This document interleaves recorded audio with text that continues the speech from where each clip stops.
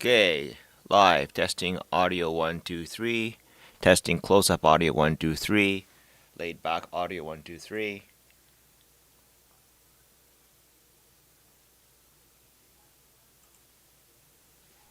Okay, live testing audio 1 2 3, testing close up audio 1 2 3, laid back audio 1 2 3.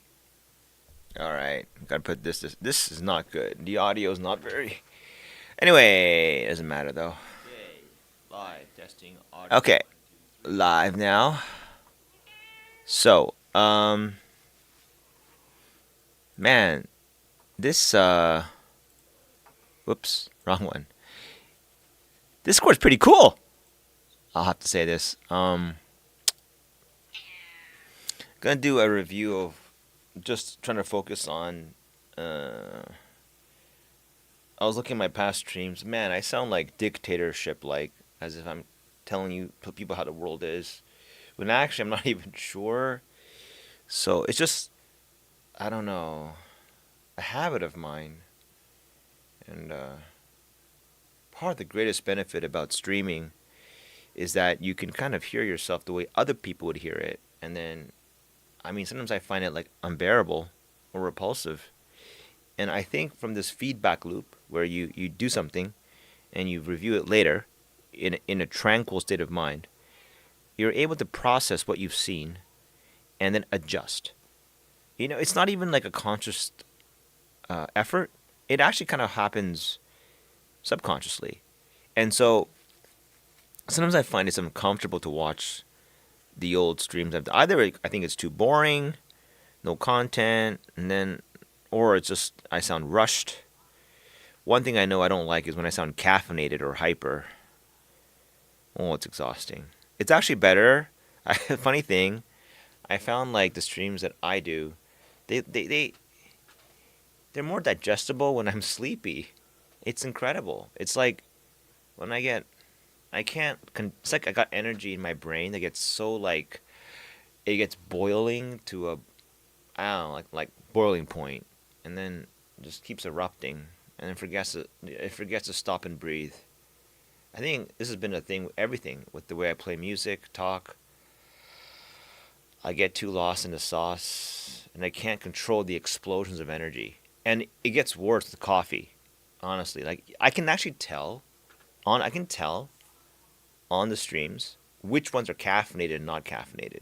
I'm serious. It's a huge difference. Like right now, I'm not caffeinated, but you know what I feel? I feel lethargic and exhausted. However, I'm maybe this is baseline.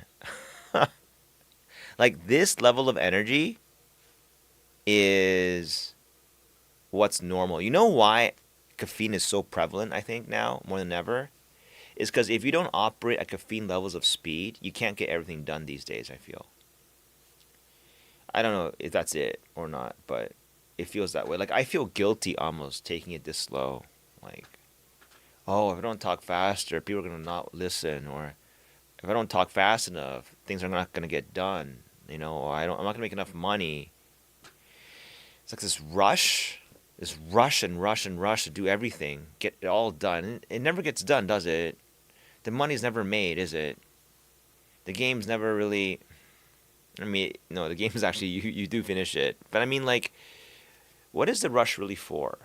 Like, as we all hurtle towards death, rushing from A to B, A to B, A to B, A to C, kind of wonder, is any of that enjoyable? Um, it's even weirder when, let's say, you've gotten enough resources for the right shot. Like, look, I imagine if you're like homeless and being chased by like threatening animals all the time, you can't take it easy. You got to find shelter ASAP. But what if you do have shelter? Well then you want better shelter. I mean, when does it ever stop? When can you just like kind of slow the speedometer? Yeah, maybe it's like an internal brain or like there's a rhythm inside your body. I imagine, and it's kind of like um, that's internal clock. It's like your clock speed, like a CPU clock speed, right? It kind of dictates everything. There's other things that operate, but a computer metaphor is pretty easy. I like it. I feel overclocked all the time. And then people do overclock their CPUs all the time. But you know what happens when you overclock your CPU? It gets really hot all the time. And you got to blow a lot of fucking heat out your case. Whereas, give it a break sometimes. They have a step down system, right? On a lot of CPUs. And people don't like that. They want to enable constant power to get max frame rate with no hiccups. I've actually found it to be detrimental overall. I mean, people do that and say that on the internet, but when I did that, I couldn't notice any difference. And in fact, it might be worse. Because then what happens is your CPU is running hot when it doesn't have to. And then when it needs to crank out the gigahertz, it can't go up anymore. I don't know. Like, I'll say, I think people always think they're smarter, even myself, than they actually are. The smarter people. I wrote down. I wrote this down. And sometimes it's better to admit there's smarter people out there and just let go. Let them do some shit. Important part is recognizing who's smart, who's not. Yeah. I think. Anyway, it's important to take breaks. I think pauses between. I think life has a lot of incessancy. It's unnatural incessancy. Just continuous, always on, always connected, always overclocked, driven to the next destination at max speed. Because why? Because your competitor's doing the same thing, and if you don't keep up, well, then I tell you what, in that kind of world, maybe taking it slow now has more value. People want that. It's just harder. I think as long as you want to give up certain things like the bling bling life. I think the bling bling life is kind of silly, right? When you get to the point you're overspending on everything just because you can. Honestly, it's weird. Like, I still think shelter is too overpriced to the point of being like hostile towards humanity in a certain way. But you think, who's on the other side, right? The reason why this is so horrible. Look. I tell you what. Here's the deal. Okay. I say my land is worth double, right? But like that wise man from Gary Economics says, you don't get that money until you sell, right? And are you gonna sell your main property? No, you won't. What will you sell? Secondary properties that you don't live in, right? How can you ever sell your main property? You'd be homeless after. You'd be homeless. I tell you what, when I had to buy this land, do you know how much of a nightmare it was? It took 2 years, 2 years of incessant hunting. And the guy who got it to me, a friend of a friend. Okay, all the other connections in the world meant nothing. A friend of a friend, this guy who some might deem to be a scumbag of sorts because he slept with many women. He asked me, "Yo, Terry, how do you hide like you're a tech guy, right? How do I hide where the photo came from?" I'm like, Don't judge by that, okay? He got me the fucking land, and by all accounts, he's a very sharp guy. Sharp. I want my land, okay? I don't care who he sleeps with. I want a guy to be sharp, like he sees things sharp. That's important. Don't need no degree, okay? He needs to see things sharp, though. I've met people who don't see things sharp, and they are very bad. Like the one that a tax accountant recommended to me. In contrast, he wore maybe a fancier suit. But the one thing that turned me off about this guy the most was, holy crap, Lin-san, with that kind of money, you could buy Mercedes-Benz. Or is it a Lexus? I don't care. That statement put me off big time. Because it told me this is the way he spends his money, doesn't it? And the lands he showed me were shit.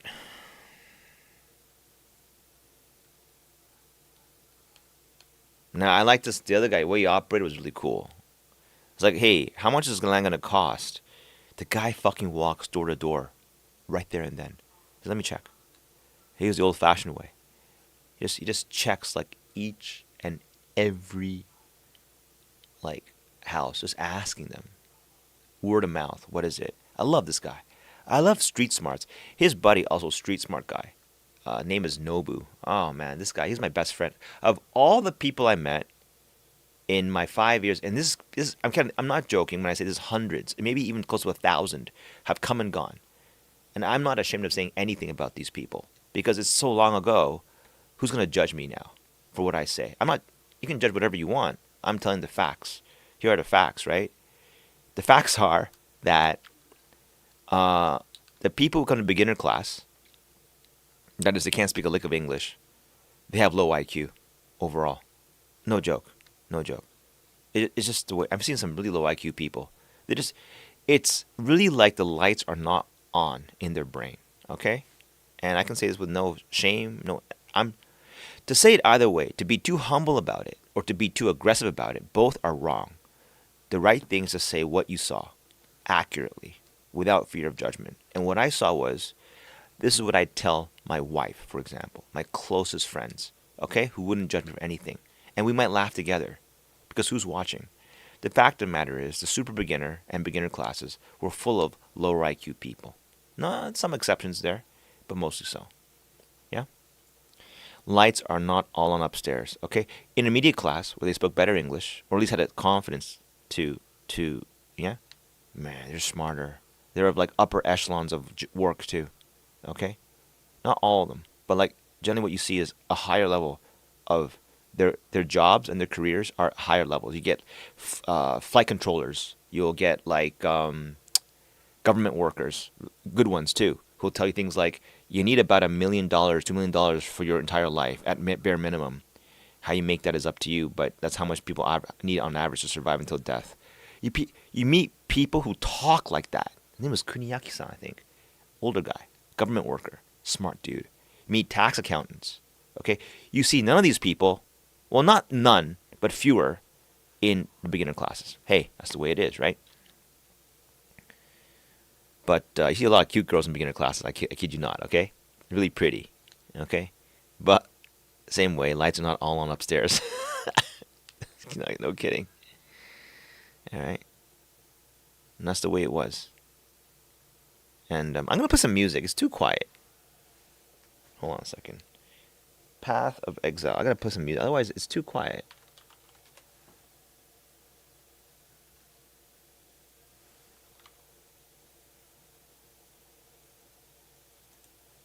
What the fuck? Yo.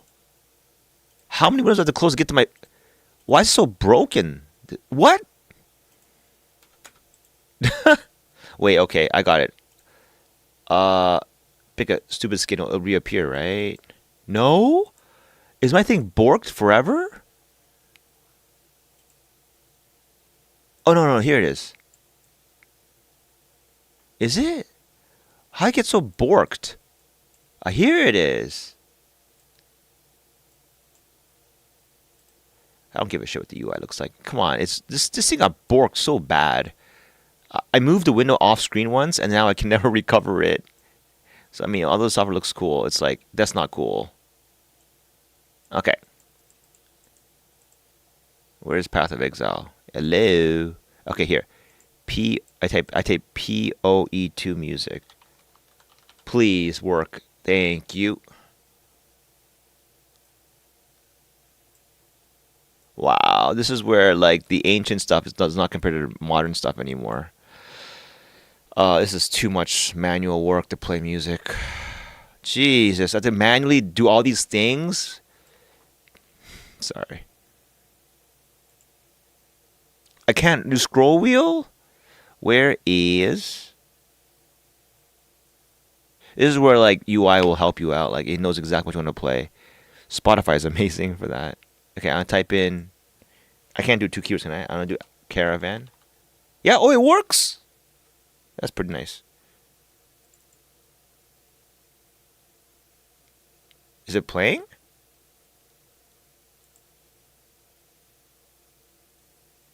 What's wrong? Why doesn't it play? This is why I hate tech, you know, Is it this one? Ah. Ah. How is this horrible UI? Wait, why is the volume off now? I'm not hearing jack shit.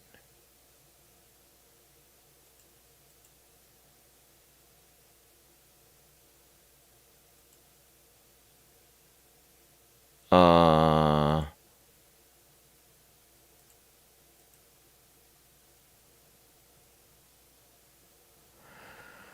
Oh boy. Okay, you know what? This is so horrible. I have it right here. Easier way to do this. Music MP3. This one. Is this gonna work, or is it gonna be? Oh my god, working on it. Are you kidding me? How much tech for playing a simple song that I have on my computer? It's this much work.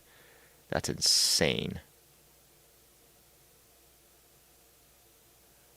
I lost all my train of thought because I have to play one music file. Because the Winamp thing bugs out if you move the window off screen. I don't know why I did that, but once you do that, it's over. You can't get the window back. At least I don't know how. I did Google shit. That's incredible. Okay, Arduino can. It's not alphabetical.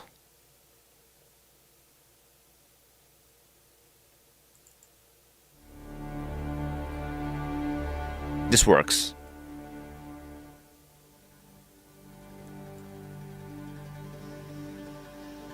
Man, what happened to the Winamp player? Sad. Isn't it weird that it's not even a single good like just desktop whatever. Can I drag this into fucking Spotify? Or will it fucking complain at me? Can I do that? Wait. Oh, but I don't want to because Spotify's on a computer. Okay, never mind. Open. There we go. Okay. Nice. Actually, the quality seems a lot better with this one. No image, huh? Sucks, but whatever. Nice. Oh, wait. Gotta put the auto replay. Yep, there it is, loop. Okay. Back to my thoughts. Shall go back to my cooking. Yeah, Nobu, the guy Nobu. I think he was a man. What a clever guy. He was so good at cooking. I wish I could talk to him more today. But the thing is, he's so terrifying because he's so good at it. So like, I feel like everything I do would be a mistake to him. I want to talk to someone. I think it's best to learn as a journey with, unless you're there as a student and teacher relationship, where like, teacher knows everything, and then you kind of like just submit to that, or a self-discovery process like in a video game where you don't really want to have a teacher, do you? Unless you're like gonna go pro, right? The learning process in a game, I realize, is very different from like a school setting, because what's going on there is that you're let me turn on the volume, but I can't think. The music's good, but it's more backgroundy. There it goes. That's nice. Can I do maybe one 35? All right.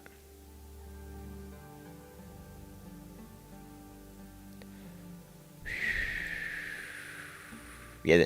So the it's more organic, isn't it? When you learn from a game, as you learn as you play. Whereas a teacher or student, the disadvantage there is the teacher has a large knowledge gap.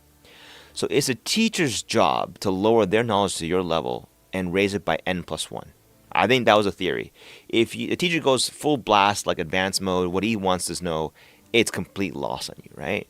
So that's why I think in PoE, a lot of the tiring part of teaching noobs, so to speak, is that the pro guy wants to stoop down to the level that you're at and then teach what the n+1 is. N+1 being the level of knowledge above what you have, right? And it's only good to know that. If you ever do UI design, you'll realize soon that if you just like put full advancement onto people, they just get lost and they just give up because they don't have to play it for anything, right?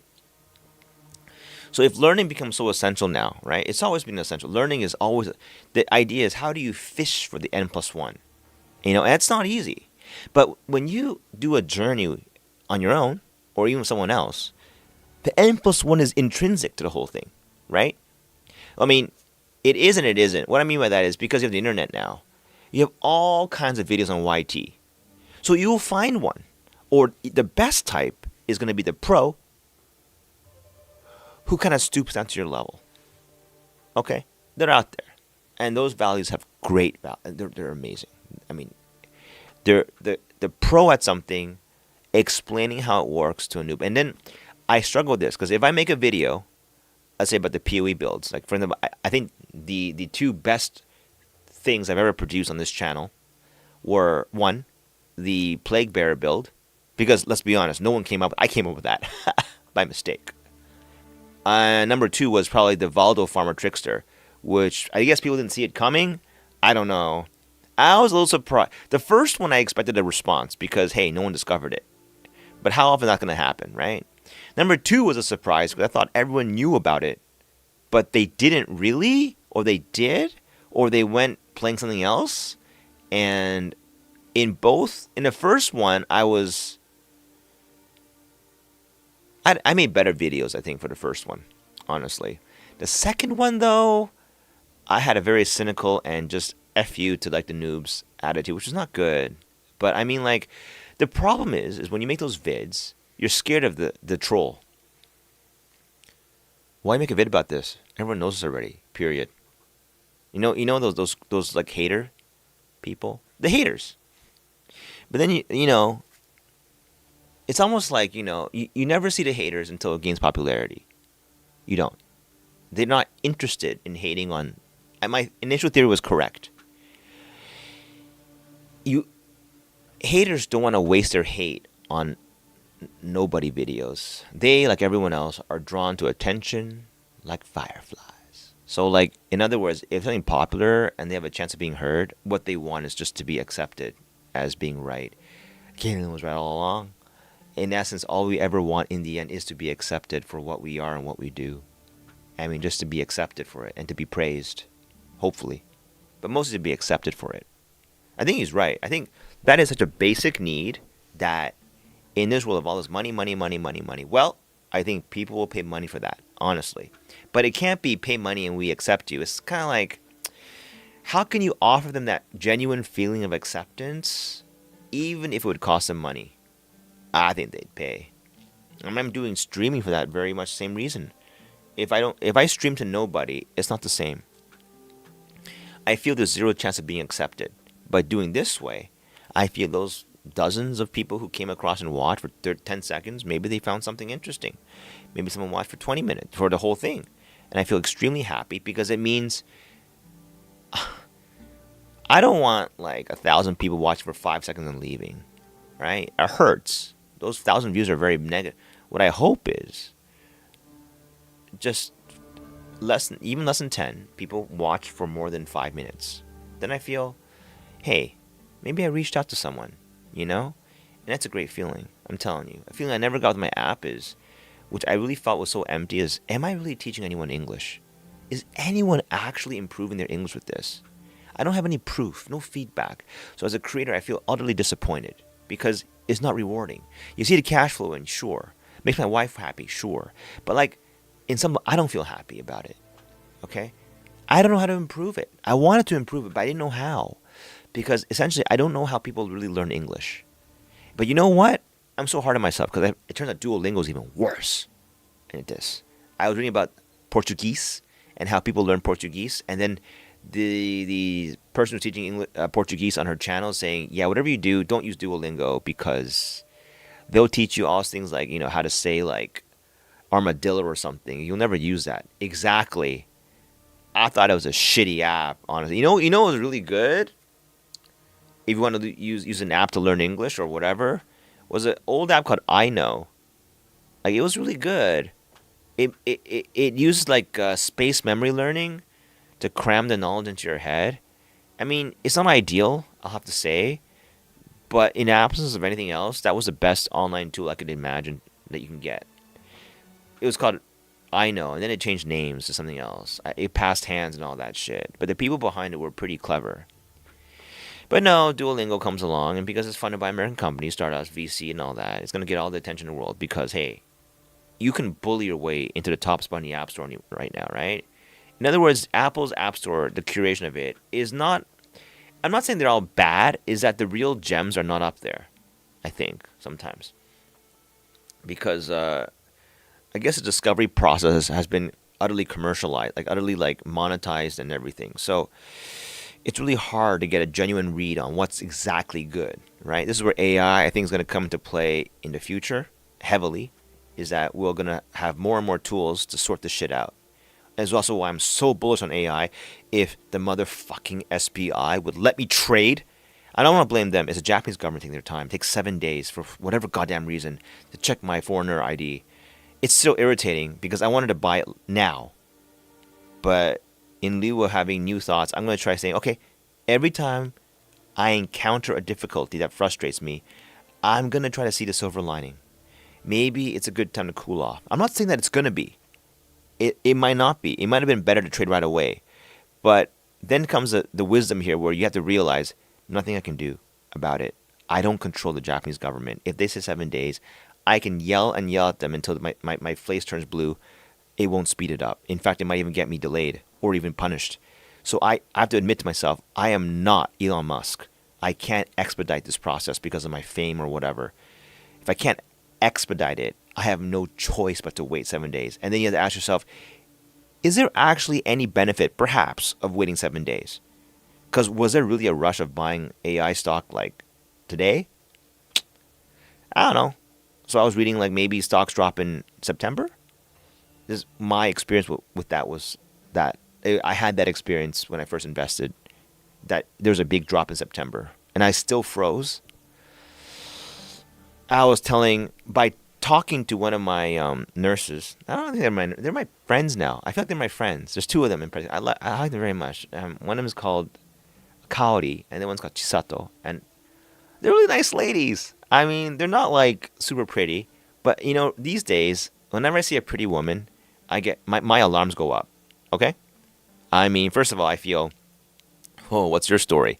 You know, like what's your move here, right? What's your play? I don't know why. I immediately attach a disingenuity on people who are overly pretty. I mean like really like overly pretty, like they're really good looking. Okay? It's because they have too much power. It's like, would you trust someone who has a lot of money and a lot of power? It's harder to trust them because you don't know what they're scheming, right? Because they have all that power, and a pretty woman has a lot of power. Believe me, they have a lot of power. It's just a soft power, you know, not a hard one, not punch you in the face power, but win your heart over in an instant power. Anyway, enough about that though. They're they're okay looking, right? And Cody's kind of pretty though, I gotta say, but she's a bit like she's got she's kind of older. Got the housewife look on her, wrinkles on you know, but she's pretty. She's pretty, and they come over, and with one of them, Chisato, I talked to her about stock because she's the boss, and she man, she is the one who saved me. You know, she she really wanted me to see me get better, and that can't be said for doctors. See, more than expertise is a genuine feeling from that person's heart that they want to see you get better. Isn't that matter just as much? You know, it matters just as much, and I don't even know why. And along with that desire must come competence. It's not enough to just want it. You have to be competent too. You have to know how this works. You know, just wanting it to happen and having it, what good is that? You can't do anything anyway. So not only did she want to see me get better, but she had the what is it the ability, kind of, to see it through. And the only thing I remember most was that when I was really down and out, she didn't just back away because I was looking like kind of weird or like whatever. Like, she stayed by my side, close, and just waited patiently. And I was like, that was a turning point for me, you know? I thought, at that point, like, I thought, no one gives a shit about me. If I have no money to give them, they're all gone. Sayonara. You lose your looks, you lose your money, everyone's gone. No one gives a shit about who you are. Goes back to my old, like, days when I was a child. I remember this defining moment in my childhood when I tried to fit in with people, and this guy called Sam, chubby little guy, he said, Terry, nobody gives a shit where you live. I'm like, why are you singling me out? Everyone's talking about how come I don't matter? That solidified the idea that I don't matter to people, and it carried me all my life actually. Hearing that one line, because I remember reading that junior high school is when your identity gets shaped. How people see you is how you'll see yourself for a long time unless so to change it later, you need stronger signals from the world to change it. That's why it's a very delicate time. And I think being abused during that period is horrible. I think it will like ruin your life. Whereas you get abused later in life, it's like, okay, you can take it, but you have enough of a past, so to speak, to overwrite it, I think. Anyway, what was I gonna say here? So yeah, this lady Chisato, she was very kind. It turns out, when you are not in a like, oh my god, I don't care about life anymore. Like you get out, once you get out, you get healed again. He was a very nice person to talk to, and he's a pretty poor cook, I could tell, but it's okay because she has a lot of other talents. Like, and she's also a very smart woman. Like, like, I don't mean smart like she's like, again, smart doesn't mean rocket scientist.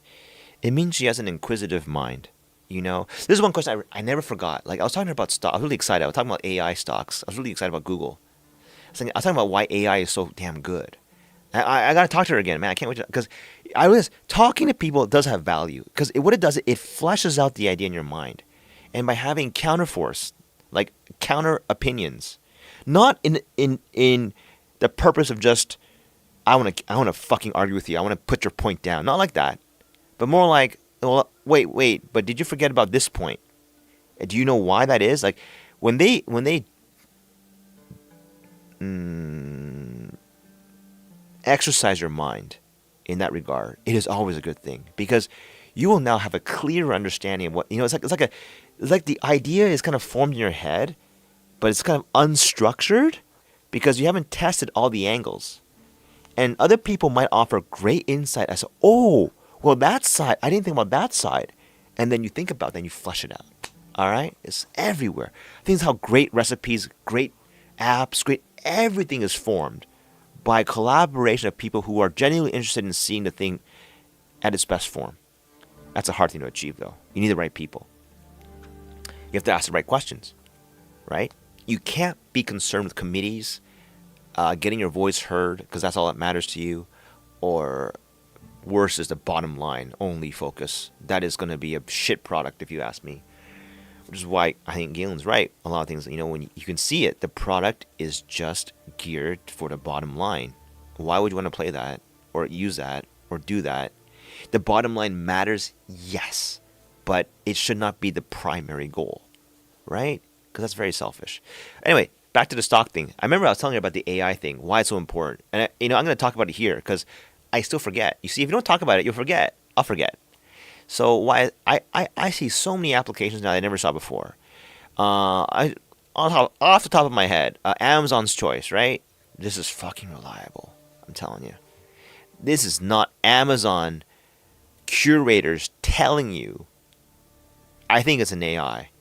It's an algorithm. Amazon knows. So AI is important to understand what AI really is. Okay, and there's a lot of great videos. I had to stop saying okay. I did that before. It's so lectury. But hey, I mean, I feel like I know it. That's why I'm doing it. So, deep breath. Pause. Okay. So on YouTube, on YT, there are a lot of great videos that dive into the computer science behind AI. You don't have to understand the core of it. The core of it is too complex. But what it really boils down to is if you should have a bunch of big data, a lot of historical data related to human activity, and you build a neural network, which is basically a bunch of nodes that have 0 to 0.1, 0 to 1 scale. Sorry, 0 to 1, not 0 to 1 scale. Okay? And when you look at how they model it does eerily feel like how your brain works too. Honestly. I feel like that's how my vision system works and how my body works too. Not like the brain, not the body. The brain works like that.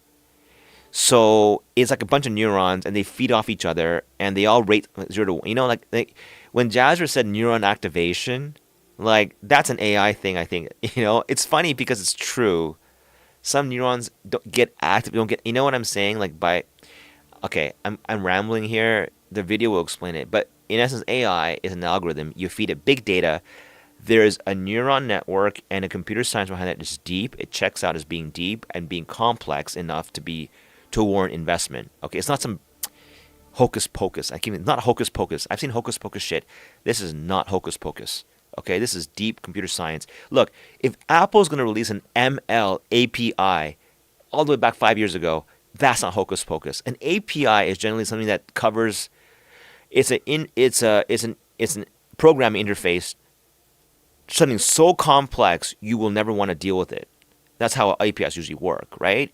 From the Siri API, where you got to do voice recognition, to every other API, to the UI, you don't want to see what goes on in the UI. That is too much shit. That's low level programming. I don't want to touch low level programming. It's too deep.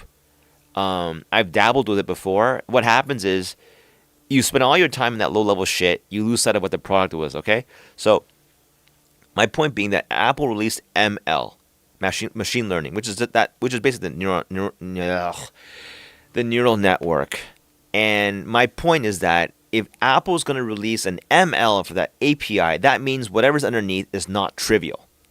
It's not Mr. Computer Science dude for 1 month can code it. Hell no. An API to something, it means that shit is like hundreds, if not thousands, of collective high IQ fucking brain cranked to power of 11 crammed into a very small little box. Okay? That's what I see. As a computer scientist, having played a lot with APIs, having played a lot with... When there's an API to something, it means the shit that's underneath is too complex for you to deal with. That's why there's an API. If it was trivial to write, you don't need an API. You just code it yourself every time, if that makes any sense. Okay? So, there's an API for ML dating back years ago at its infancy. And now I'm seeing how this ML shit is being used all the time. Big data, you want to ask a question and you want an expected probability. They said AI is like a probably maybe decision maker. So something like that. So like it's never sure, but it's pretty damn accurate. Just like we're never sure about anything. Today I was reading like a scientific method. I mean, you can't even prove the scientific method as being intrinsically true. It just happens to work. It's too deep now. I'll back out there, okay? In other words, there is a bit of an admittance here that we can't know everything. We are limited to how much we can know. And even though the overconfidence shoots to the moon sometimes, that we must know everything because we're so smart. Well, the really just uncomfortable thing is to admit, no, we don't. Maybe we don't. There's a lot. And I remember reading this in a book by this smart guy called Nicholas Taleb. He said, what you know already is how much is that really worth versus what is not known to you. Like what is not known to you is much more. It's like what you know would be like a little island, and what is not known yet is like an ocean, isn't it? Vast ocean in front of you. And how can you even tackle that on? It is like a massive... One should humbly bow down towards the size and scope of the unknown out there. I mean, science makes us overconfident, but once again, science doesn't explain everything, does it? Does science explain how love really works? It never does, right? Yeah, neurons, oxytocin, these are only small models for a portion of what makes it, One thing they say AI can't really do right now is intuition, which to me sounds like, wow. If that's the one thing it can't replace, what does that tell you about what's going to be valuable in 20 years? Your intuition. If you have a sharp intuition, you will be desired by other people. I'm telling you, because all the other shit is already automated. Okay? Just like now, if you have massive strength, yeah, some women dig that, want to have sex with you. But like, how much are you really worth, right? Okay, for performance art. But you have to be the strongest dude in the world, right? Or like you go fight in some kind of fucking fighting ring. Like, because machines have replaced it. Electrical energy will create devices, or even gasoline, or will create machines that will overpower you by like a factor of 2 billion. Like, how is your thing even impressive, right? It's impressive as, oh, you can get to that point, but it's not impressive as in what you can accomplish with that strength, right? Because it only reminds you that one thing is that humans, the advantage we have over everything else in the world is our minds, right? Bears are stronger, gorillas are stronger, giraffes are stronger, elephants are way larger and can stomp the shit out of you. You can punch a elephant, being the superhero man of everything. Well, if you're Superman, you can punch the elephant out. But I mean, like, you're the strongest man in the world, right? But an elephant can just crush you in like a few steps, right? I mean, all that. But what can't the elephant deal with? Like big cannon guns, right? So like, essentially, Steve Jobs was right. The tool, whether it be a computer, bicycle, hammer, nail, all that, is what enables humans to rise above everything else and dominate the world, essentially, right? As all animals bow down towards humans, because we have the tools, right? We can shoot them, we can capture them, we can cage them, we can skin them, we can do anything because of our tools and our minds.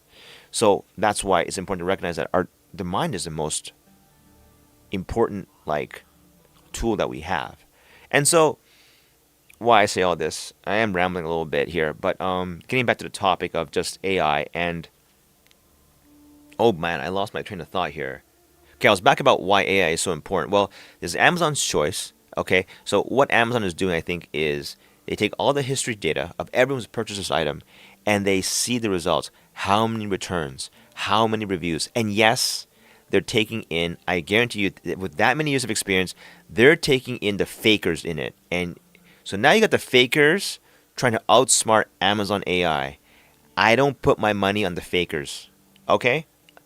I don't put my money on them. If it's in their interest that you come back to their site, because what do you know? Every purchase I ever made from Amazon was a good one. Okay? The Amazon's choice they recommended was a good one. The Shield products, did I buy one? I don't look. Every product I bought from Amazon in the last fucking like 2 weeks, 3 weeks, has been stellar. Stellar. I mean, like, I'm satisfaction 5 out of 5. People, the nurse come over. What a nice frying pan you have, they say. I'm like, yeah. I mean, I just Amazon's choice.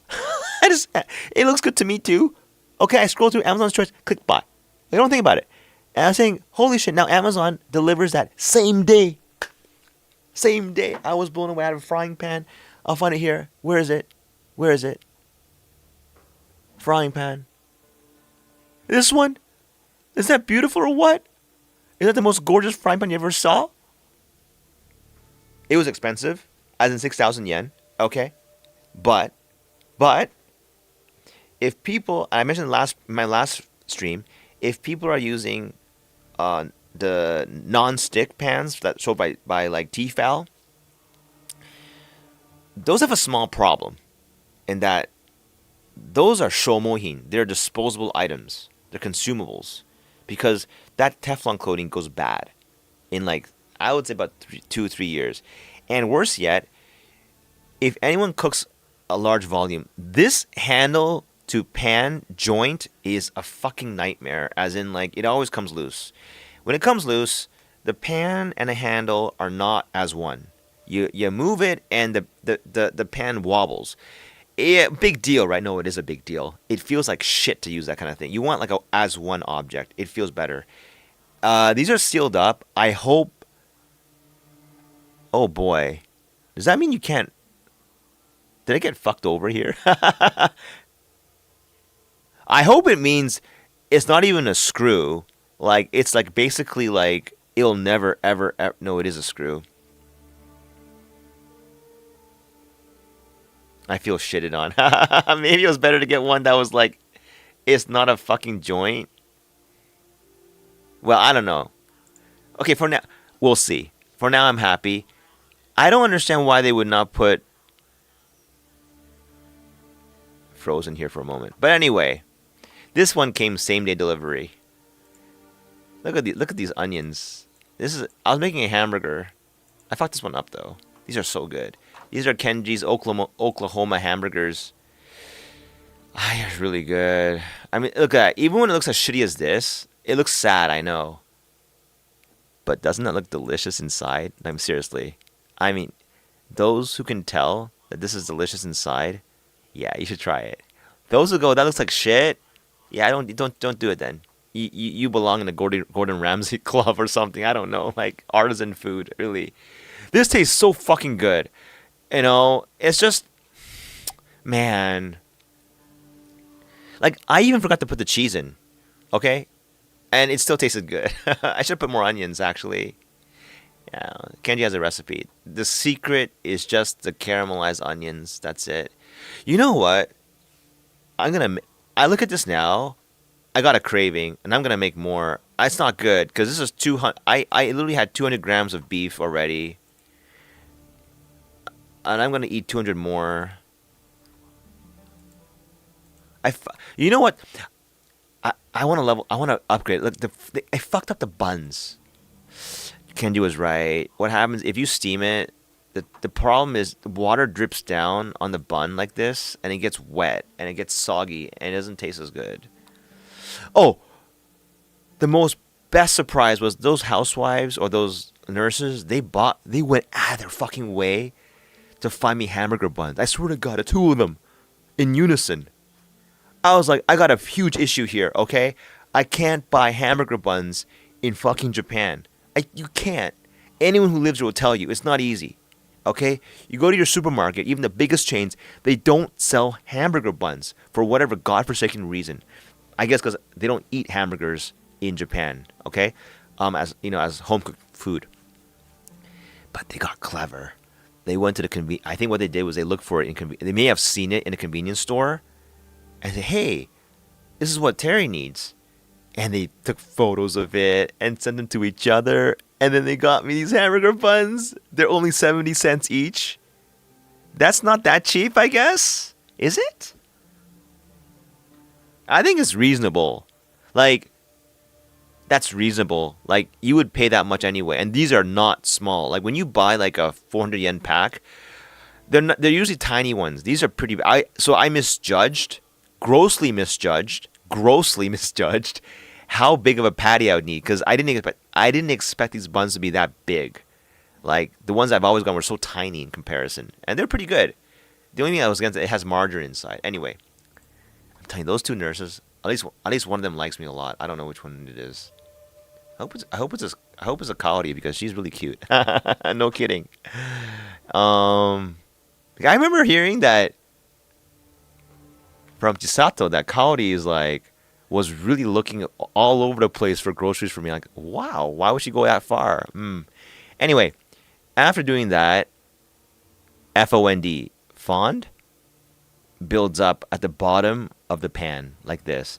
Now, never throw this shit away. This is golden shit. This is like concentrated yumminess stuck onto your pan. You think the right thing to do, the only right thing to do is to extract it, which is not hard. I have a video of it, but I couldn't upload it. All you have to do here is just add water to a kind of a hot pan, and it will instantly then you just use a wooden, is it the spatula? I don't know. It's like that tool. You just rub against it, and it comes off, and you get this amazing thick nice little. This is the mini burgers I made before, but yeah. Because the buns were too small. Yeah, I showed Kaori this one. She was really impressed. Like, this looks delicious. It does. That looks yummy, doesn't it? You know what? I changed my mind. I don't want the hamburger. I'm going to eat a tuna melt sandwich just like this. I have it all right now. Looks good, right? No? She said it looks good. And she tried. I got proof that it tastes good. She tasted this one, and she said this was pretty good. And she wants to make it. As a proof right there. It's easy. I think she's going to make. I don't know if she will. Yeah, tzatziki sauce. Make it at home. It's not that hard. And then Kaori taught me this amazing trick. I can't show it to you. This is the grater I use. By the way, okay, this is my own little life hack trick that I don't think people on YouTube ever recommend this, but if you want to. So for tzatziki sauce, the trick is to have dry yogurt and dry cucumber. And cucumber's a bitch because cucumber has a shit ton of water in it that I think makes it taste gross, honestly. I don't like that about cucumber. But hey, I know there's cucumber. I don't like cucumber. But if you grate it like this with a very like, this is very fine. This is look how fine that grating is. Okay, that's very fine. Okay, usually graters have a lot. The openings are larger. If you grate cucumber like this, the water just leaks out. Like I don't know why that is. I guess whatever. Like it's grated small enough so that the thing that holds the water in the cucumber gets broken, and then it just starts leaking out. Okay, so if you grate cucumber like this, it's really nice. You get the dry cucumber in less than 5 minutes. No joke. All right. And then Kaori showed me how the way she would dry it off. She never did it before. She never did it this way, but she's got a great sense for like how to manipulate objects and how to, how to use like tools in the kitchen. So I was asking her because I'm not good at this stuff. She's like, "How would you do it?" She says, "Lay it down flat like this," which is what I did. It makes sense, right?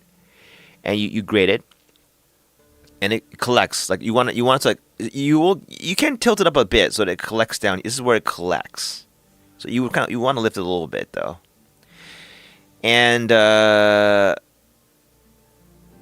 once it collects, how do I explain this? The problem with graters is that you don't want to cut your hands on this thing. You can hurt yourself a little bit here, right? It won't feel nice. You don't want to rub your hand hard against this, okay? It's gonna do with the cucumber what it does to you. It's gonna grate your fingers, which won't, you'll just bleed or something. It doesn't feel good, okay? And it'll sting if you got like other things in like salt or whatever. So the way to grate the last part of the cucumber, and I guess only people who do this a lot will understand. She told me this really fucking great trick. You just stick a fork in it. I'm like, this is so genius. So you stick a fork into the last part of the cucumber, usually at the very end, and then you can use the fork. It's harder to manipulate, but you'll get like almost like just about 5 centimeters left, or like 3 inches left. Like, well, not even 2 inches maybe of the cucumber just left, and that you can do whatever you want with it. Okay, but it's an amazing trick. It's an amazing trick. So you grate it by hand, like okay. So with this tool, what I learned was this is the tool you need. I hammer cucumber. Okay, my wife got this long time. I don't know where the fuck she got it from, but it's a good one. It's a very fine grater. So, but the hole's about this big. You can find this anywhere, I think. In Japan, you go to Hyakin, Daiso, they call it. It's a 100 yen shop. And what you do is you lift it up and you just rub the cucumber flat side on it, and the dry cucumber collects on here, right? But for the last part of it, where you don't want to cut your hands, you stick a fork into the tail of the cucumber, and it will stick in. And you just use that to like do the rest of it. Amazing trick. I'll use it every time. And then at the end, you just ball it up. You ball it up into a paper towel and squeeze. And there dries up. And what do you get? This. Cucumber paste. This is half a cucumber becomes all of this. With some, of course, waste because you can't collect everything perfectly. That's not a lot, right? A cucumber about this large. Well, half, right? Half about this large. My mouse drawing it. Is reduced down to just this little small thing because it's mostly water in the cucumber. It's concentrated cucumber, basically, and concentrated yogurt with olive oil inside. And then you add garlic, vinegar. They say lemon juice? Expensive. Vinegar's fine. Vinegar, garlic. I put dill in, but I don't like dill that much. It's as personal taste. And stir. That's it. That's all you have to do. The only hard part is yogurt, 1 day. But 1 day of what? You just let it sit for 1 day. So if you're that lazy, you can't do that, then you can't do this. But it's not. Are you being lazy? If all you have to do is take a sieve, a bowl, yogurt, dump it in, that's it. And then just put it in the fridge. If you can just think 1 day ahead in advance, that's it. All you need is a fridge and the presence of mind to think 1 day ahead. That's it. But if you need instant gratification every time, yeah, you can't do this, obviously. I just prep it. I look forward to prepping this because this tastes so good. If a woman likes it and she's a housewife, I think everyone's gonna like it. Okay, and with this sauce, you can use it for so many things, even with like tossed salad. By the way, I love it. I asked Kaori today, how do you think of the salad, right? She said it was pretty good. Oishite. My spin on it is you use tzatziki sauce, mayonnaise, but the secret here is goma oil, which is widely available in Japan. It's a everyday condiment. It tastes really good. It's like Caesar salad with a twist. It's chosen for its cheapness and ease, not because I want to be fancy, because these are the readily available shit that's cheap in Japan. For any other country, you do something different. But goma, or is it called goma? Is what? It's sesame oil. Sesame oil. Goma yu. Sesame oil. That's the trick. Because without sesame oil, it's not oily enough. I mean, you probably use olive oil, which is shit ton expensive in Japan. Like, I try to avoid olive oil. You know what I could do? I'll change the tzatziki sauce to use sesame. See, that's why I stream. Because by talking it out like this, you get eureka moments like this. I'm gonna switch up the fucking olive oil to sesame oil. I might regret it, but sesame oil is really delicious. If you ever sipped it, it's so yummy. I mean, I'm not even a big fan of olive oil, to be honest with you. It's overhyped. To-do list. I'm gonna remember next time I meet tzatziki sauce, I'm gonna twist it around. I'll stop the olive oil. Is so like this is olive oil is they stick something up your ass prices now in Japan. Okay, it's that bad. But sesame oil is very cheap, so I'm gonna use sesame oil next time for my tzatziki sauce. Cause why not? I might regret it, but you know what?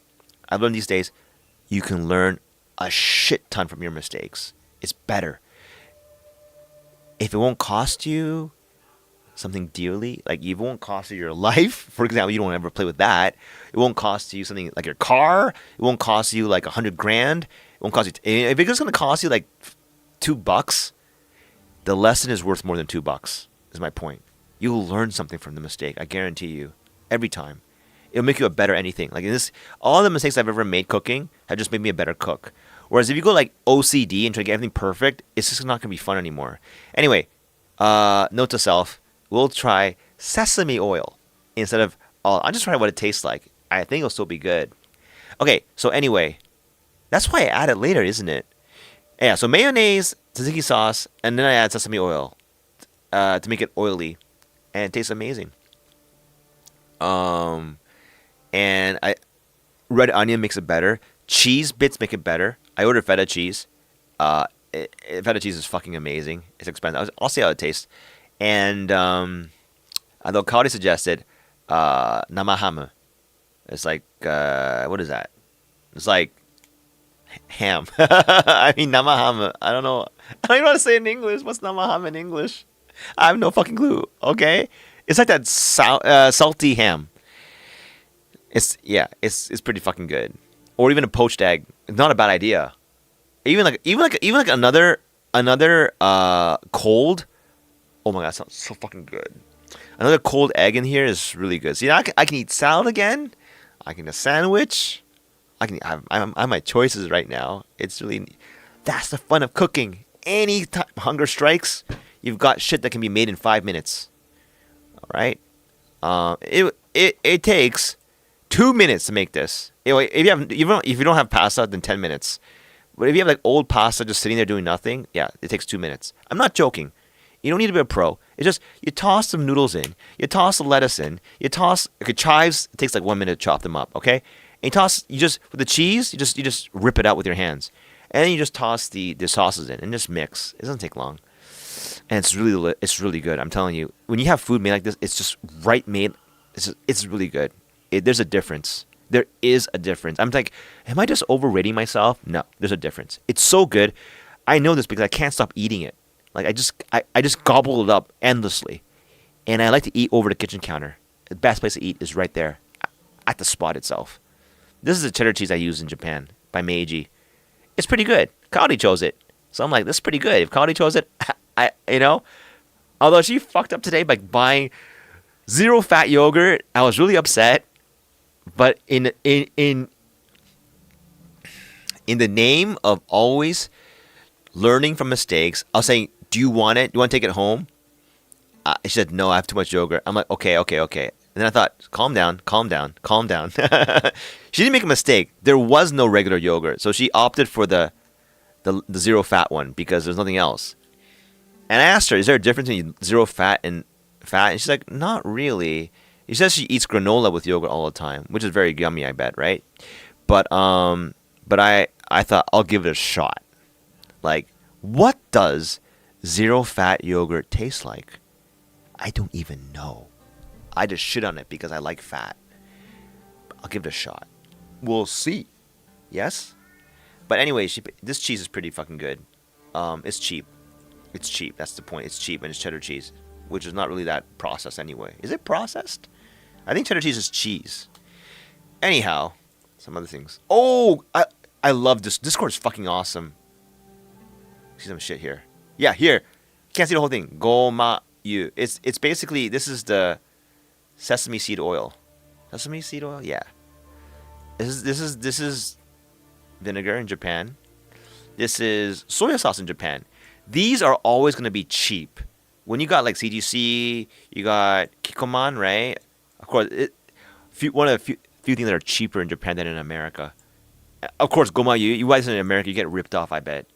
I mean, this is so cheap in Japan. It's so cheap. It's so cheap. It's like, these are like economical goods everyone buys. And for cooking oil, I love Komeyu. This is so good. I mean, like, I know it's weird to be excited about cooking oil, but it's so nice in Japan that you have an alternative to vegetable oils, which I don't really like. This is rice bran oil. Again, not cheap, not expensive. It's not super cheap either, but it's like, if you're like pinching on this kind of shit, I think, yeah, that's a lot of, you're pretty short on money then. I mean, like, the thing is, saving on this shit is gonna add up to like $100 a year. Honestly, like, it won't even like make that big of a difference. If you're like if your economics is so bad that $100 a year is gonna like twist and turn your decisions, like, I don't have to tell you, man. I mean, I just feel sorry. I just feel like that's a shitty place to be. But I think a lot of people are not in that boat. Okay, like, just saying. I got so many wonderful cooking pictures, huh? Instant Pot! Yo, I tried making chicken legs in this. I didn't season Look, I realized something. Instant Pot food has an Instant Pot taste. I'm not joking. It's amazing for like tough meats. No joke, because it will cook it thoroughly, like right away, and it retains its juiciness. And the bones are like gonna like come off like nothing. Like, you don't have to. But there's something missing from it. I don't know what to tell you. Like, I was a big fan and I was really into the hype, but honestly, it's not that instant, by the way. Big lie. The pressure cooking time is 15 minutes. That's fast. But it takes 15 minutes to get the pressure, and then it takes 5 minutes to depressurize. It's almost the same time. Unless you're cooking something for a long time, like you're going to simmer it for like 12 hours, then yeah, this is worth the fucking thing. But otherwise, don't know. Not that, yeah. like めんどくさいよ, これ. It's a pain in the ass. It ain't that instant, honestly. And it tastes okay. Look, I have one. Okay? I'm not jelly about anything. I have it. It's ready to use it. I just don't want to use it because 味が違う. I can't, it just doesn't taste right. The fried egg, which I kind of fucked up. Sola on NYT. SOHLA. I recommended it to this one. I know not everyone knows. An experienced housewife like Kaori did not know this trick. Does that look delicious to you? That's because of basting. Is basting a fancy French thing that no one can do? No. Basting is just tilting your pan and putting the oil on top of the egg again. That is not difficult. Even poor people in Brazil can do this. It's a matter of just tilting your pan, taking a spoon, scooping the oil on top of the egg again. That is not hard. I can do it. And not worth doing, right? Because it takes so much time. You shitting me, right? You don't want to have a delicious egg? Are you saying the time that you save by not tilting the pan is worth more than having a delicious egg? I don't buy that. What this does is it cooks the top of the egg very nicely. So you don't really overcook the fucking fried egg, and believe me, it tastes different. It does. Look, it looks delicious. Okay, doesn't it? Am I alone here? This is not your average housewife fried egg, is it? Look, I can zoom in on it with no shame, huh? And no, it's not a babysit. Like, oh my god, I have to be a French chef. It's not like that. It's not like that at all. You can go as rough as you want with the egg. Well, no, you have to crack it properly though. But I mean, like, you'll get this. It's easy as fuck to do this. Okay? And when something's hard, I'm gonna say what's hard. Okay? This is not hard. It just, can you stomach the idea of tilting your pan and putting the oil back on top of the egg? If so, you can make this. What else is there in this cooking little archive? You know what? I love this. This Discord is so fucking awesome. By scrolling through here, I know what I want to make. This is a great layout. I don't know why I don't use this earlier. I was telling you, the only reason why I don't use it is because of the password. I didn't want to look at my password. Yeah, it doesn't look appetizing, but believe me, it's good. I realize presentation and actual taste are very different things. Like, you can substitute presentation with I know what I did to make it. In other words, presentation is what sells the food, right? It's like the thumbnail of a YouTube video. But if you know what the contents are, like because you made it, it's not important to have it presentable to yourself. Ask yourself, why would you spend extra 5 minutes to make it presentable if you know exactly what's in the food? You don't need to, right? But if you're eating someone else's food, yeah, it better be presentable. Otherwise, you're like, what the fuck is this, right? That's why when I showed the tzatziki sauce to Kaori, she was like, didn't want to try it. But when I showed her how to make it, we did it together. Okay, we made the tzatziki together, step by step. We made it together. Okay, and then she wanted to try it. You see, it's a difference, all right? Because then she feels like she's part of the process. She knows what's inside, and now she's curious because as a cook herself, she knows what's inside. It sounds delicious. Okay, it looks delicious. Anyway, fried egg, yeah, yeah. And Kali did not know how to do this. Okay, so I know not everyone knows. It's called basting. It is not an elitist technique. It is just a fancy word for just scoop the oil inside your frying pan while it's cooking and just dump it on top of the egg over and over and over again so the top and bottom get cooked simultaneously. That's all it is. It's not simple. There's nothing fancy about it. Nothing weird about it. It makes sense because if you don't do this, the bottom gets cooked hard, top gets undercooked. You have this gap, top and bottom, which is shitty because, top is too runny, bottom is too overcooked. That is not a good tasting egg. All right? Evenness of cooking, but not too even, is what makes it taste good. And I don't know, the fried, I don't know why. The texture, tzatziki sauce, big sieve, overnight. Under here is a bowl that captures you need a bowl to capture. If you have a bowl that's this big, no good. Yeah? Yogurt will drip down on the sides. You need a bowl of any kind that is a little bit deep, that is at least exceeding the radius, the circumference, whatever, the outer edge of this circle. Then it's good enough. Then you can just you just dump your entire yogurt into the sieve, put on top of a bowl that's at least bigger than this, and shove it in your fridge. That's all you need to do to make the Greek yogurt. It's 2-3 steps. How hard is that? That can't be hard for anybody, The only issue is the tricky part is storage. What I fail to do, and I have to remember, is don't ever throw out your yogurt. I think what I'm going to do next time, I'm going to put the yogurt container that it comes from back in the fridge with the sieve.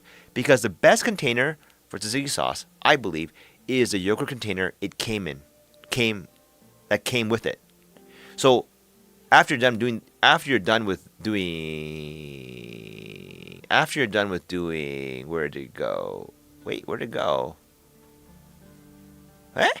Where's the finished tzatziki sauce? I swear to God, it was here. Am I blind? I'm blind. Oh, it's here. I don't have the finished product. Eh? I thought I had one that was like half mixed. This is what free. This one. Yeah, I do. Once you have it like made, it's not even done yet. It's missing a lot of stuff. But once you have it like done, you put the done thing back in the container that the yogurt came in. It's great because then you see the expiry date because you know this doesn't last forever. But at least now you know when you kind of made the tzatziki sauce and it's labeled and the container is disposable, meaning you have less shit to clean. I mean, you don't. No, you don't because you could. Yeah, what right? I mean, instead of dumping this into a small. Okay, you get the point. I think it's a great idea. I forgot to do it. I keep throwing away the yogurt container by habit. I should stop doing that though. Yeah. Yeah, hey. After you're done mixing this, right? This is the one, right? I would put the mixed finished product back into the container, and it somehow it tastes better the second day for whatever reason. And it starts to taste worse after the third day. Fourth day it starts to taste worse. And then I wouldn't eat it past a week. That's probably too old. But I mean, if you cook at home and eat every day at home, it's easy to use up this shit. You know, it's easy to manage the. There's no waste. I never threw any of it out because it works on tuna sandwiches. It works on not on eggs though. That's a bit weird.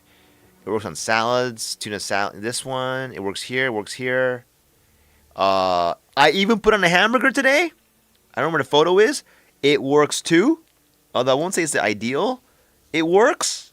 I mean, it's not horrible. Yeah. And I was telling Cody, like, you know, isn't cooking fun? It's fun. It's so much fun. Only if you're not following a recipe blindly. Okay, if you follow a recipe blind without understanding why it's done the way, then it's not fun anymore. It becomes like a shinpai. Everything's just a nervous. Am I doing it right? Am I doing it right? You know, allow yourself to fuck up. It is the best trick to have fun cooking. Fuck it up. The thing is, it's not that hard to fuck up cooking, you know? Sometimes you fuck it up by being too careful, honestly. You gotta let yourself some slack. Because tell yourself you're learning. And like someone said on Reddit, it's stupid to judge people for learning. It is dumb. Why would you ever do that? Everyone was a beginner at some point. Yeah? So to think on my first or second tries, I should be an expert. Look, true expertise comes by not even trying to be that. Okay? It just happens. You're an expert because, hey, you've done it for, and then there are still better experts out there. And you still have more to learn. And you are an expert in some people's eyes and a noob in other people's eyes. It's an ever-changing definition anyway. Does that make any sense? Don't get hung up over it is my thinking, right? Just don't get hung up over it. Just, if you're a noob, accept you're a noob. If you're an expert, accept that too. You know, it doesn't matter what it is. These are all labels that come from experience, really, right? What matters is the experience. Experience does. If someone tells you they made tzatziki sauce 1,000 times, you're pretty sure it won't taste terrible, right? I mean, it might not be the best. It'll be pretty good though, I think. A Barilla sauce, I ain't pretty good. I bought the Rossos and this special pesto stuff beginning, but it's a bit too tasty for my tastes. So at the supermarket, Cody found me the regular. I don't have a photo of it. I need a new phone. I need a photo taker device that I don't have right now because my phone's busted. This is on an iPad, which is kind of awkward to hold for photos. But you know, look, these iPads take great photos. This is like it's a 7-year-old device, you know. Anyway, the Barilla sauces are pretty good. They're way better than Japanese ones. I'm sorry, I just think they are. And best pasta I made so far, not in this photo list, I think. This is omelets I made. Can you rotate? No, you can't. You can't. No way, right? Yeah, no way. Omelet. Oh, you put this is a bit of a try hard thing. I put caramelized mushrooms and onions on top, and it tastes really good. But you don't have to do this at all. This is just completely optional. These omelets, if you cook them and I've been overcooking them too much. I gotta watch myself. They will taste good no matter what you put on them. Honestly, it doesn't matter. Only trick is you should cook it with butter. Butter and eggs just go so well together. I can't explain why. They just do. They just do. Okay, that's enough talk for one day. I feel so satisfied, and yeah, I will. I want to eat this right now, and I can, because it's all be ready in 10 minutes, 5 minutes, 10 minutes. Today I'm gonna use tzatziki sauce, mustard, and relish. Wait, what else? Huh? I want to put something else to try out something I remember. Cheese. I'm gonna put a slice of cheddar cheese in. Cheddar cheese. Okay, so he does put mayo. So mayo, mustard, relish, tzatziki sauce. So I think one. I think you need two slices here. So mayo. So on one bread, I would do mayo and mustard. On the other slice, I do relish and tzatziki. I think they go well together. Tzatziki already has relish in it anyway. No, it doesn't. No, tuna melt does. No, you know what? I'll drop the relish. On the other side, just tzatziki sauce. Forget that. I don't want to overpower the relish. See, streaming helps. It fleshes out the idea. The other slice, I'll just put. Wait, this side mayonnaise and mustard. Other side, tzatziki sauce. Yeah. Wait. Yeah. Yeah. Maybe other side, mayo and tzatziki. So mayo on both, mustard on tzatziki alternate. Okay, two slices like that. And then tuna melt and slice of cheese. 5 minutes. That's it. You know what? I'm having so much fun. I'll make it come back and I'll just eat. I don't know if that's even valuable to anyone to eat it on stream and talk about what it tastes like.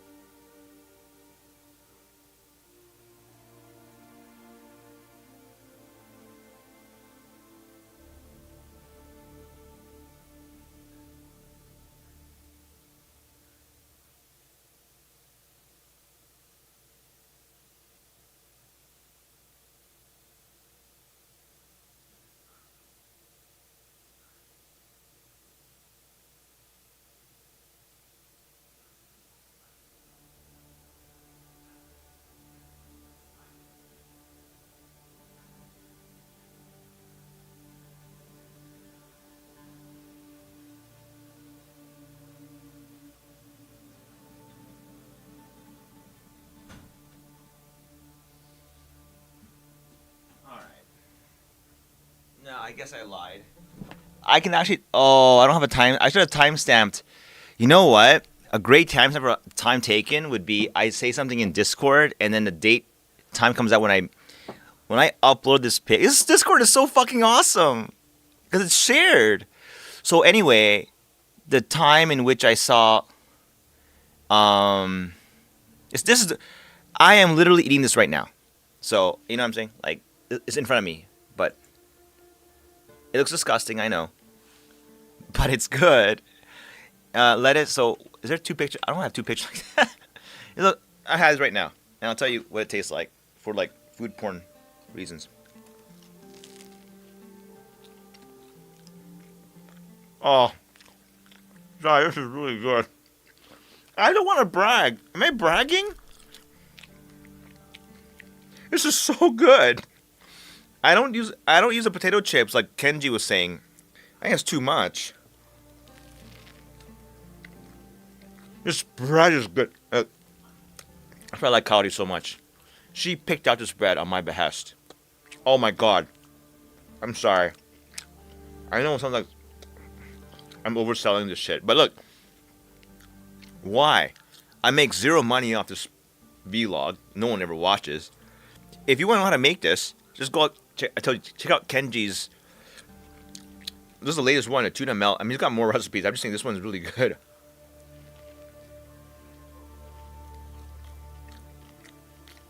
This is so good. You know, the bread makes a huge difference. Kaori got me this one today. I told her I don't want that Chojuku. That's the most popular brand in Japan. I hate bread that has margarine inside. Fucking sales tactic. Well, it's because those breads are meant for, this is so good. You know? I know it's good, not, and, it's really good because I won't even stop to eat. I won't stop talking.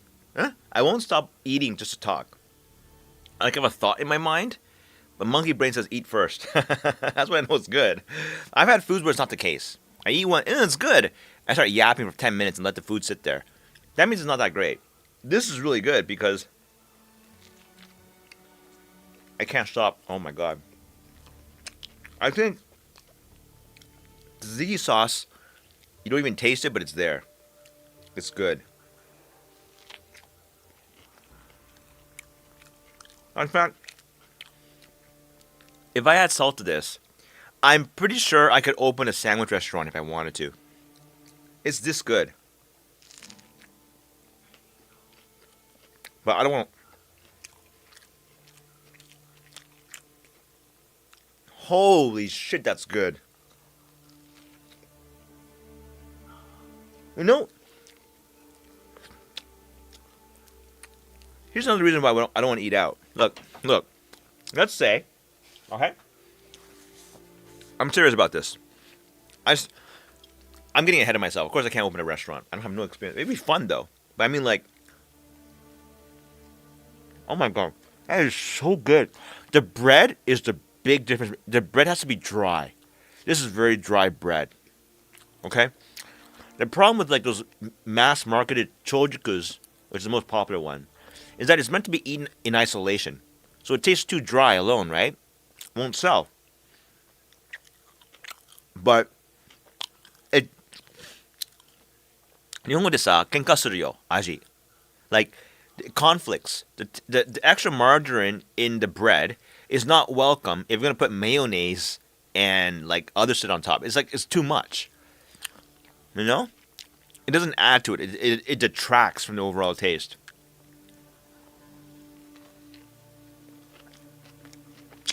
This is so good. Holy shit.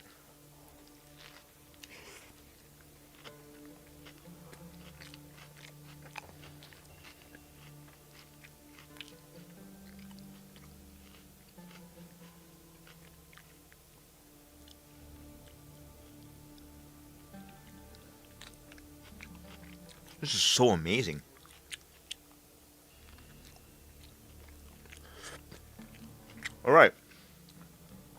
And also, Kaori got me the red onions. Very hard to get in Japan. They're only there sometimes from Australia.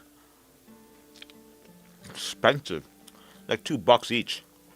But I mean, I got it though. And the reserve, it's got red. My tuna melt this one has red onion in it. It makes a difference.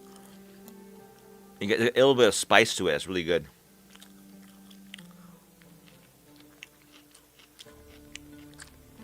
Oh my god. Only mustard is necessary. No mustard? This is my version, okay? Kenji only puts mayonnaise on both sides. I said it in the stream. On one side, I'm going to put mustard and mayo. Other side, mayo and tzatziki sauce. Can we see it here? Let's zoom in. I think South Park gonna make fun of me for that whole fucking. I gotta watch the episode. It's so funny. The food porn one. That's a good one. Creme Fraiche. That was a great episode. I'm gonna watch Creme Fraiche after this one, because it was a fucking hilarious episode.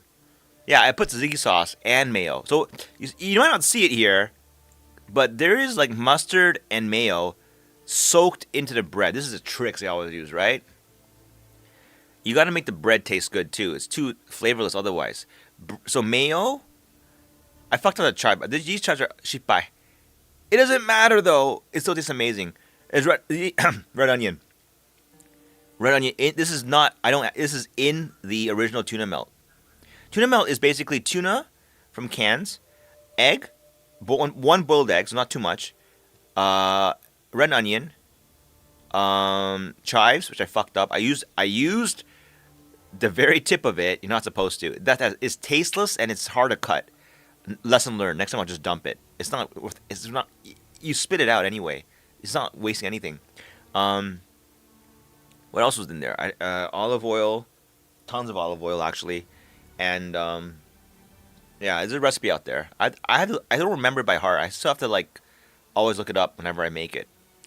But that's a tuna melt on top of mayo. This one's mayo and mustard. This is mayo and tzatziki sauce, a slim layer, then lettuce on top. That's it. That's all it is. It took longer than 10 minutes though. But do you want like eating a chojuku really quick is like 5 seconds, 5 seconds of a naked woman on your screen. This is like a full awesome porn clip. I swear to God. It's just you remember it.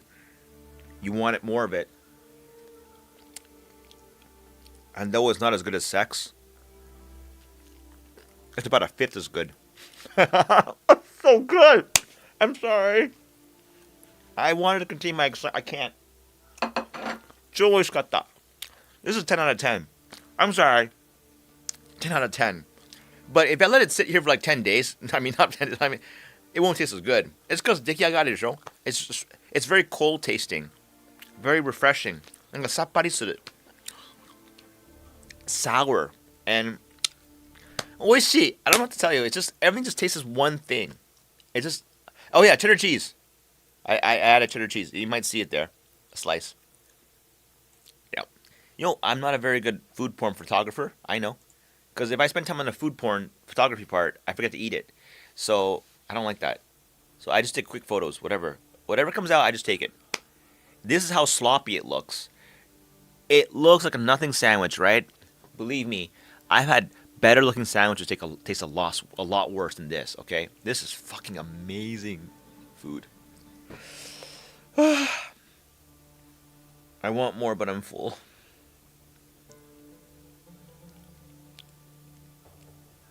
It's really good. Anyway, I'm going to sign off for the stream. I'm done for today. I think that's a good place to end it anyway. Yeah, food porn.